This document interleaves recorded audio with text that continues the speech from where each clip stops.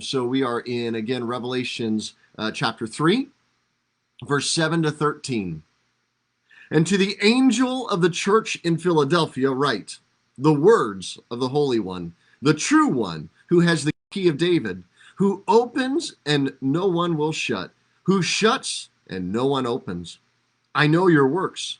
Behold, I have set before you an open door which no one is able to shut. I know that you have but little power, and yet you have kept my word and have not denied my name. Behold, I will make those of the synagogue of Satan who say that they are Jews and are not, but lie. Behold, I will make them come and bow down before your feet, and they will learn that I have loved you, because you have kept my word with a word about patient endurance. I will keep you from the hour of trial that is coming on the whole world to try those who dwell on the earth. I am coming soon.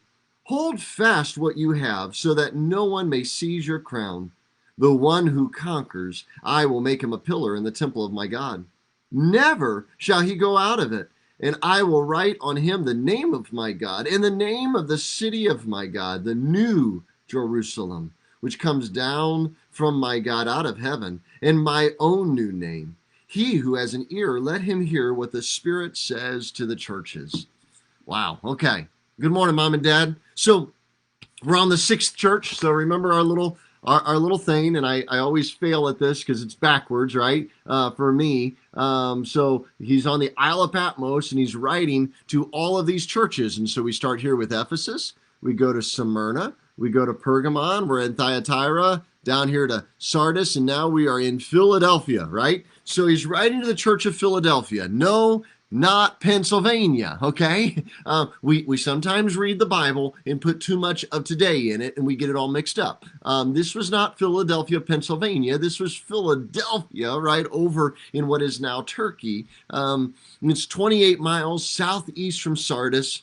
And so we've looked at that order, right? It is the city of brotherly love, right? I mean, it's still kind of that same thing. They use that term even today. That's biblical. The city had ties to Rome. It had ties to Caesar that made being a Christian in that city extremely difficult. And we've talked about some of these other ones, and they had temples to the Caesar worship, nationalism that was going on in that day, right? And so we see here that it was very difficult because of the ties. They were on a border of 3 different countries. Therefore, Rome had a major presence because that could have been a place of major war. And so they had a major presence there. They were on this border with 3 different countries with a highway that went directly through it that connected Asia and Europe. So this highway goes right through Philadelphia that connected these 2 properties. Jesus in verse 8 says, they are little in power, right? I know your works. Behold, I've set before you an open door. But you have but little power. But you have kept my word and have not denied my name. They have little power. They're small in number as the church, right? They're weak in wealth and in power. Yet he saw their works and was impressed. In fact, Jesus doesn't have anything negative to say. Remember, there's only 2 of the 7 churches that Jesus had nothing negative to say, no challenge to them, only positive. On the other side, there were 2 churches that Jesus had nothing positive to say and only negative. He had no words of rebuke. In verse 10, he reminds them that they've kept their commandments to endure. Not a mega church, but solid, right? We sometimes, good morning, Carla. We sometimes get so caught up in church numbers and we go, well, if a church isn't over a certain 150 or whatever, then they're not a healthy church. Yet I know a healthy church is of 15, 20, 5, right? They were faithful to the commands of God. That's what made them healthy, not a numerical. They might have been small, but they were mighty. Verse 11, Jesus is saying, keep on doing it. Keep on doing it. Keep on doing what you know you ought to do so that you gain that crown. Seize your crown. Remember in chapter 2, verse 10, he talked about the crown and said to be faithful even to death so as to gain the crown of eternal life. So they were being faithful. possibly even to death in that time. James 1:12, right? Endure the temptation to get the crown of life. We lose the crown so often when we give up, give in, and backslide. When we allow little things to keep us jaded. When we allow just that thought process to seep in, well, nobody likes me, nobody loves me, I might as well go eat worms, right? And we allow that negativity to seep in.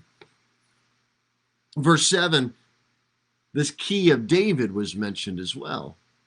Well, what's the key of David? In Isaiah 22:22, we see Shebna, and he builds this altar. And he built an altar not to God, he built an altar to himself, and God removed him as the head or king of Judah. He was meant to hold on, to be true, and he didn't, to be faithful to God, and he didn't. So God says he'll raise another to be their king. Well, we know ultimately that was Jesus Christ. Jesus Christ would become the king of all times, the one who was promised to David to sit on the throne as a descendant of David for all times. And Isaiah placed the key to the hour, or to the he placed the key to the house of David to the next one, to Eliakim. And Eliakim, who was then entrusted with the authority, but later it would become for Jesus. He holds the keys. Jesus, who is truly faithful to all the responsibilities, he holds the keys. What he says is open, right? It said there, what he says is open is open. What he says is shut is shut. And remember, he gave that power to his disciples and said, whatever you say is open here on earth, whatever you loose here on earth is loosed, whatever you bind here on earth is bound. Not because of us, not because we hold any keys, but because he holds the keys. Jesus holds the keys. What he says is finished, right? Remember that on the cross. It is finished once and for all. The atonement was made. The penalty for sin for all times was taken care of on that moment in the cross. So what are our keys to success as believers, right? Well, it's obedience. It's obedience. This church was obedient. We need to be obedient to Jesus Christ. He'll open as many doors as he can trust you with. Notice that. He will open as many doors as he can trust you with.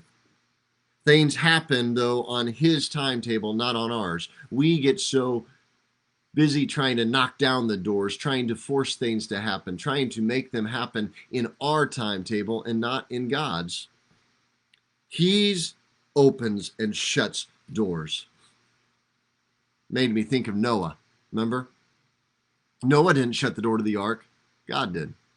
Just the right time, he shut the door so that the floodwaters would not seep in.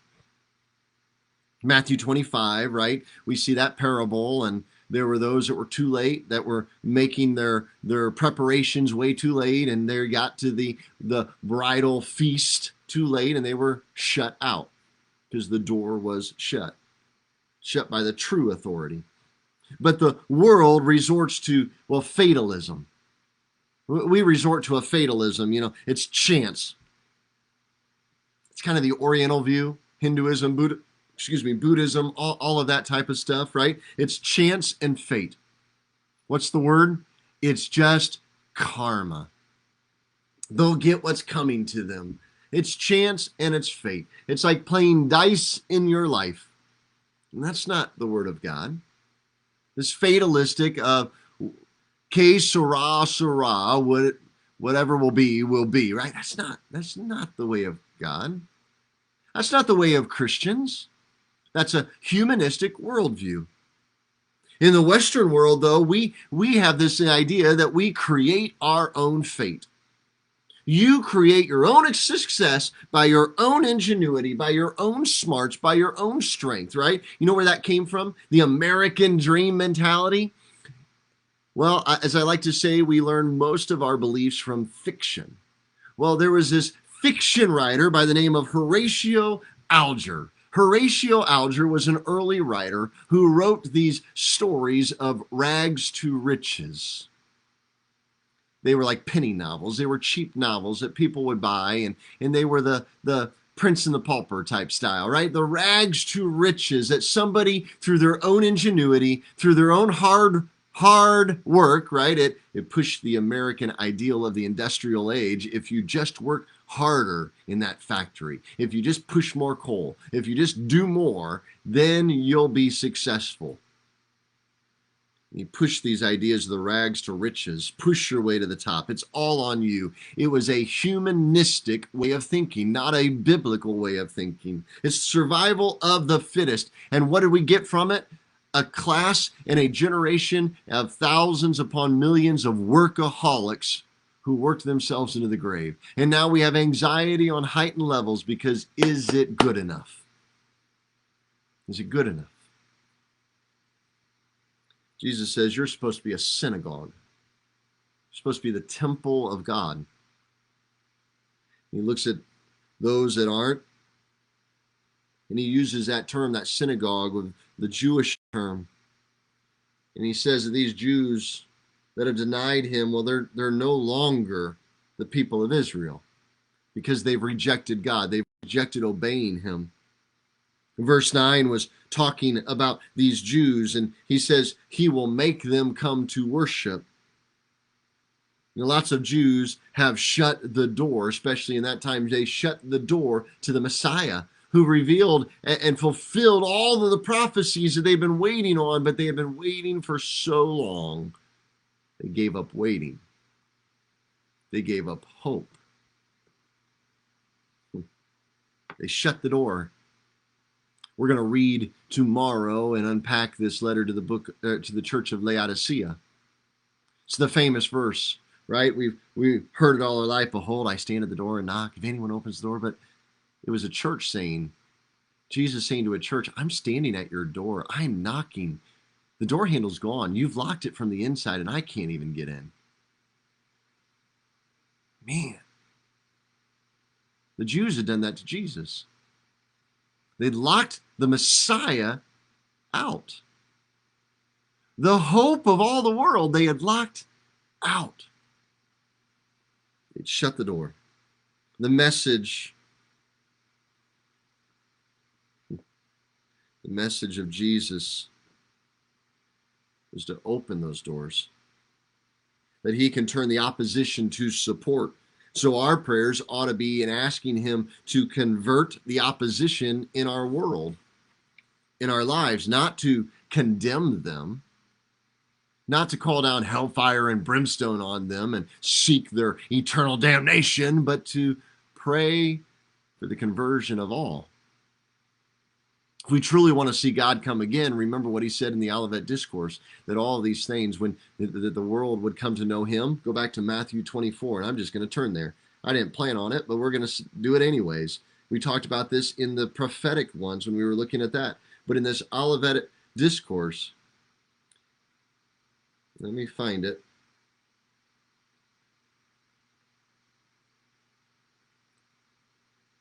But the one who endures to the end, so verse 13, 14, chapter 24, the one who endures to the end will be saved, and this gospel of the kingdom will be proclaimed through the whole world as a testimony to all the nations. The gospel of God's kingdom preached to the entire world is a testimony to all the nations, and then the end will come. That's the only thing Jesus had to say about the end. He goes, I don't know the day nor the hour. Doesn't matter. What you need to do is go and preach. The world needs to hear the message of Jesus Christ.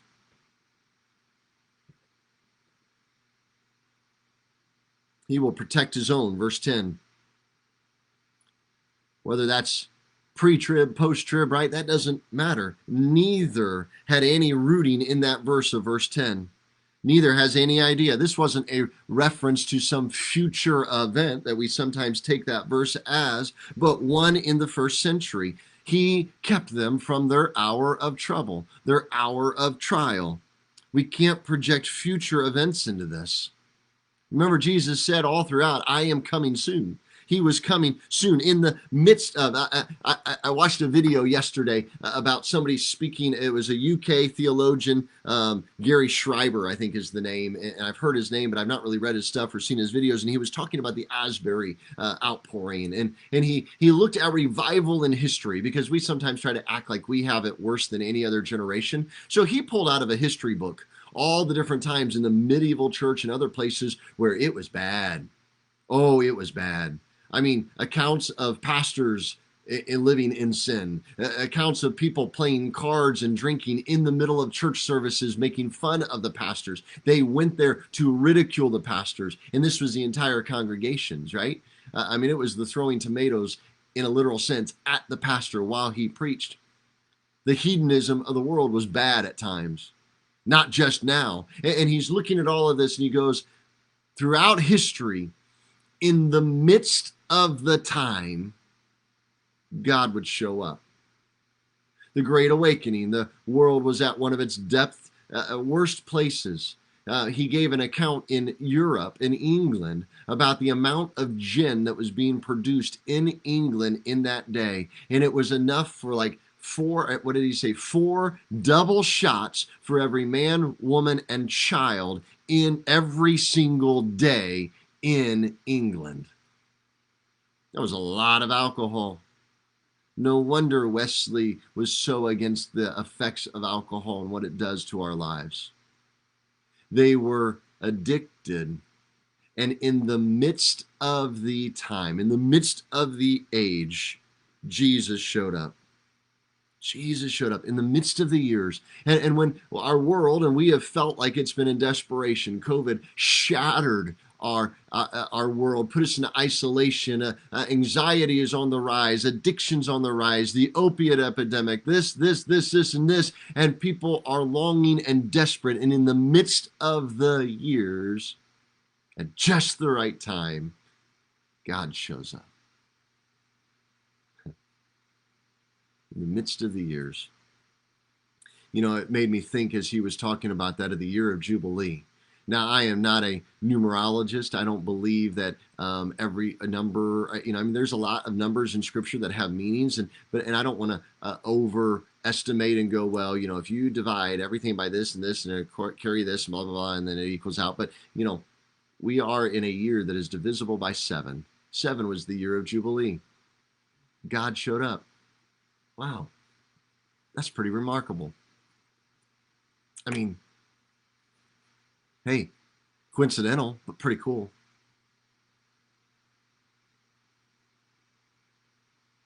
Jesus said he was coming. He was coming in judgment. He's coming in revival. He's coming in to protect the church, to preserve them. Even when Islam covered over all the other churches, Jesus came and protected this church.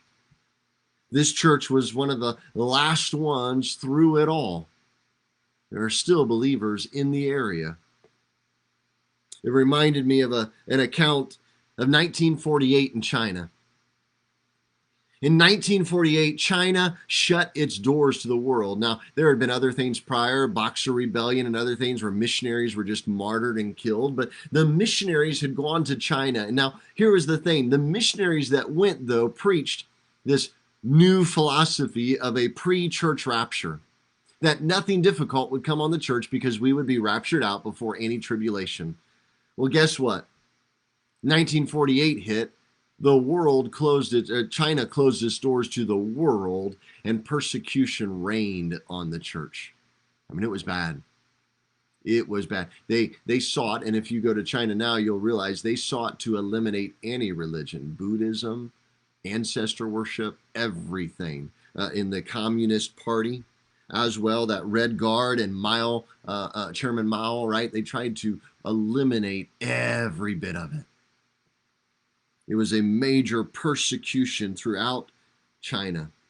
And when the doors finally would open up, or crack open, if you will, in Nixon's days, so remember the missionaries had been removed. They thought the church would die once and for all, that it was just done and over with. When the doors opened in Nixon's days, they found a church that, well, at first was shattered.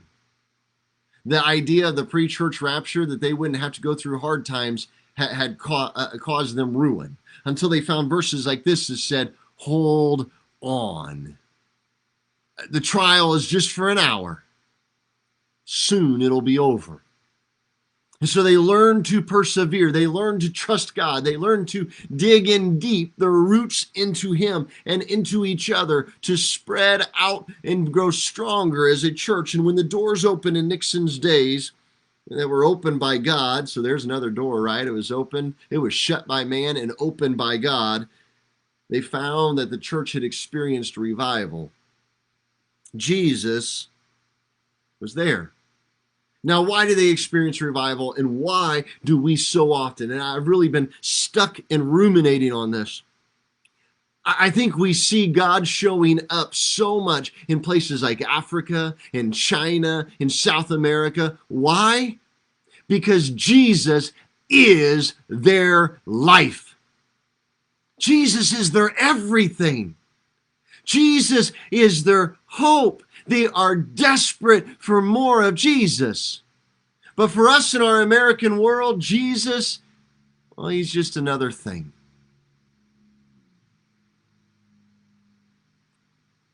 He's just another aspect. He's not fully a part of our lives. He is not the air that we breathe. We are not desperate for him.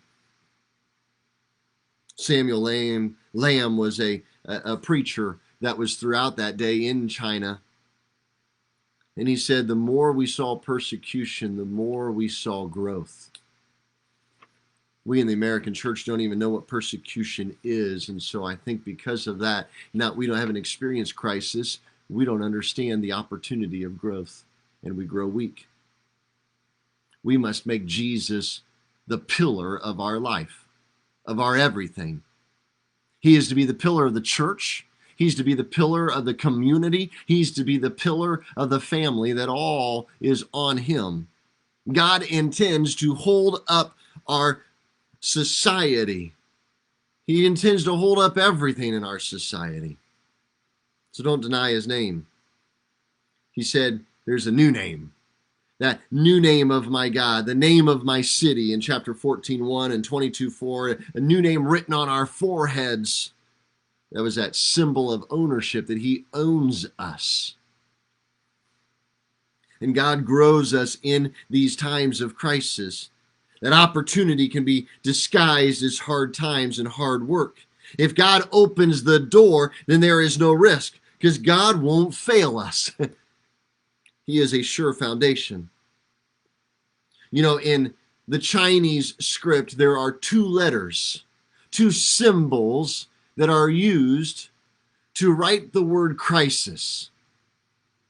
And I think we can learn from them. Two symbols. The first means a time of danger. The second one, a time of opportunity. These two symbols go side by side to equal the word crisis.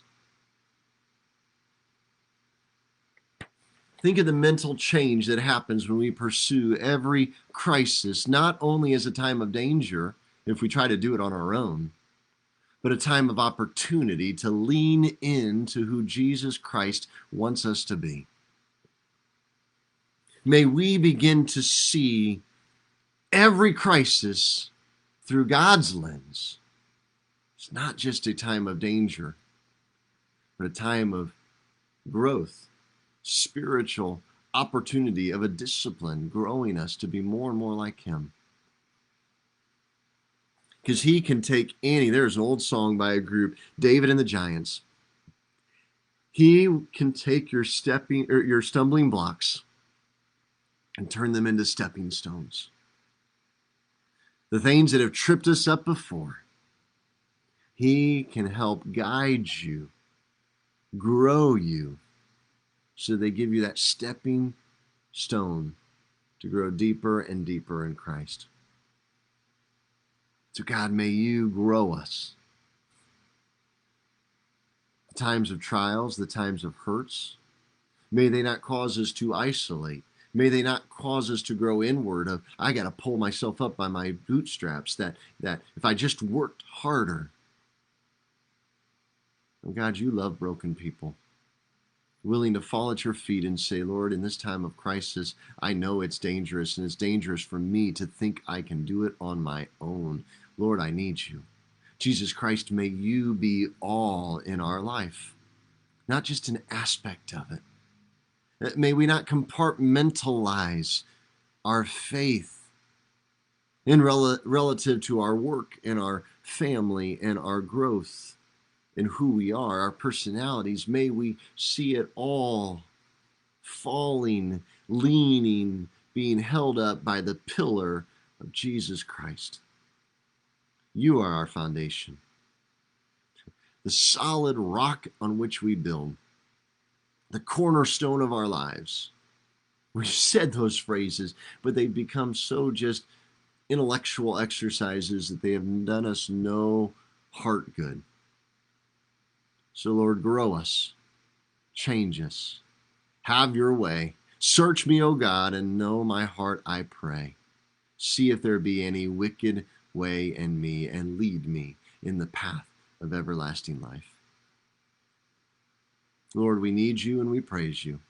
We give you all the glory. In Jesus' name we ask it. Amen. Amen. Well, go in peace, and I pray you have a great rest of the afternoon.